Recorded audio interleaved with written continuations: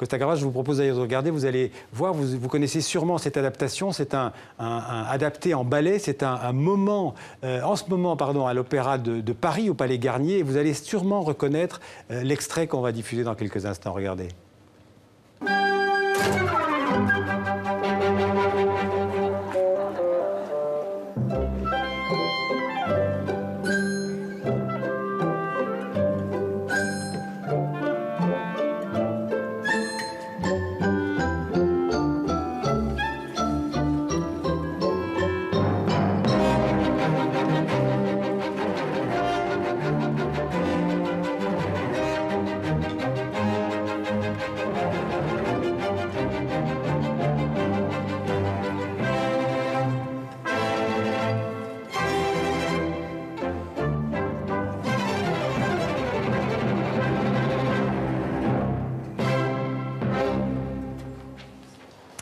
Bonsoir Jean-Baptiste. Bonsoir Xavier. Alors Costa Gavras, il est sorti. Il a reconnu, il a reconnu. Il a dit, c'est tout de suite, il a dit c'est les Enfants du Paradis, c'est le clown blanc des Enfants du Paradis. Baptiste.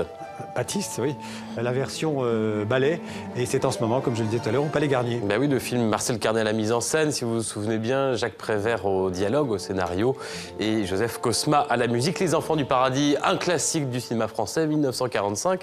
Et depuis 2008, un ballet sous les ors du Palais Garnier. Il est dû à José Martinez, chorégraphe. José Martinez, c'est un ancien danseur, étoile de l'Opéra de Paris. Désormais, il est le directeur de la Compagnie nationale espagnole. Il a donc accepté ce défi, cette gageure d'adapter sur scène ce film mythique. Alors, il y a notamment les répliques. Je m'appelle Garance, c'est Arletty qui dit ça avec son accent parisien, ou encore Paris est tout petit pour ceux qui s'aiment d'un si grand amour. Magnifique réplique. Alors, comment adapter? Réponse de José Martinez, le chorégraphe. C'est ça qui était difficile au début, c'était de voir comment on pouvait raconter cette histoire sans les dialogues.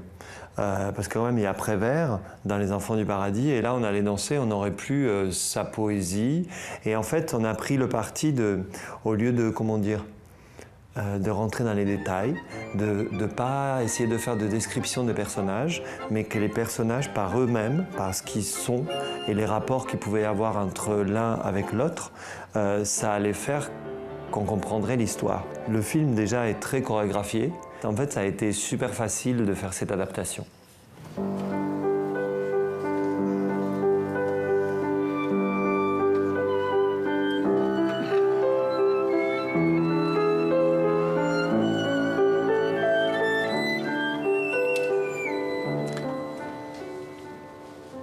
Alors, apparemment, c'est pas la musique originale du film, non, qui est reprise en ballet. De Joseph Cosma, la musique originale. Là, c'est une musique très illustrative. C'est un petit peu le point faible de spectacle signé Marc-Olivier Dupin. La musique qui permet jamais vraiment au ballet de décoller. C'est dommage parce que c'est vraiment un beau spectacle qui s'affranchit de son modèle qui pourrait être un peu encombrant.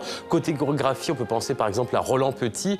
Et puis vraiment, on se retrouve avec ces décors tout en noir et blanc dans ce Paris du 19e siècle, le boulevard du crime, avec ce théâtre dans le théâtre, et puis tous ces mouvements de foule. Il y a vraiment une troupe, et ça, tous ces mouvements de foule collectifs, cette troupe, José Martinez l'a parfaitement réussi. Dans le film, il y a beaucoup de scènes de foule, il y a ce fameux carnaval, il y a les scènes des rues, la première scène où c'est très vivant, et je voulais transposer tout ça en scène. À un moment donné, c'est vrai qu'on a pensé prendre que les rôles principaux et faire un ballet plus réduit où on raconterait mieux l'histoire, mais je trouvais que dans le film, il y a une notion de vie, que ça pétille dans la rue, dans ce carnaval, et je voulais le mettre en scène, et pour ça, il fallait, on a eu presque 70 danseurs. Il y a 70 danseurs, 12 machinistes, il y a 6 musiciens en scène. Donc tout ce monde-là, les musiciens dansent, les machinistes sont là, participent à la mise en scène, les danseurs changent les décors, et ça fait comme comment dire, ça se transforme en une ville, en fait, la scène.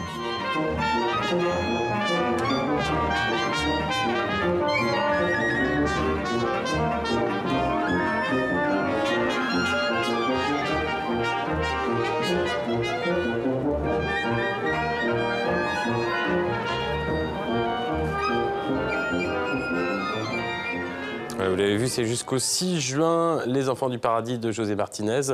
José Martinez, ancien danseur aux toiles de l'Opéra de Paris, qui a donc arrêté sa carrière. C'est obligatoire à 42 ans et demi, comme elle, Aurélie Dupont. Elle, c'était il y a quelques jours. Et un film signé Cédric Clapiche raconte ses 3 dernières années à l'Opéra Garnier, ainsi que ses adieux. C'est ce soir, si vous nous regardez en France, sur France 3 à 23h. Alors on passe au reste de l'actualité en bref. Et en France, pour les passionnés d'histoire de l'art, ils se donnent rendez-vous en ce moment à Fontainebleau. À Fontainebleau, avec ce beau château. Et les Pays-Bas à l'honneur. Ce festival, ce sont des tables rondes, des conférences pour les érudits. Plus accessible, des films et des expos. C'est la 5e édition. L'an dernier, il y a eu quand même 30 000 visiteurs à Fontainebleau pour ce festival d'histoire de l'art. Puis un autre rendez-vous pour les collectionneurs d'art contemporain. C'est ce week-end à Paris. Ça s'appelle Choices, c'est pas très francophone, 2e édition. En fait, ce sont 40 galeries parisiennes qui se donnent rendez-vous. Vous savez, on a parfois un peu peur d'entrer, de pousser la porte d'une galerie d'art. On a peur d'être un peu toisé. Eh bien, là, ces galeries s'ouvrent et proposent un parcours dans toute la capitale française, ainsi que cette exposition collective. Vous voyez ces images de Guillaume Gouet. Ça se passe sous la grande verrière du Palais des Études des Beaux-Arts. Chaque galerie propose un artiste qu'elle soutient, qu'elle défend depuis longtemps. Et puis on va se quitter en musique avec une chanson qui a été élue chanson préférée des Français. Oui, écoutez, c'est quelques notes de piano, vous avez reconnu. Oui. Voilà, Mistral gagnant. Renaud, élu, selon un sondage en tout cas de BVA pour la presse régionale française, élu chanson préférée des Français. Merci Jean-Baptiste et on se retrouve demain. À demain.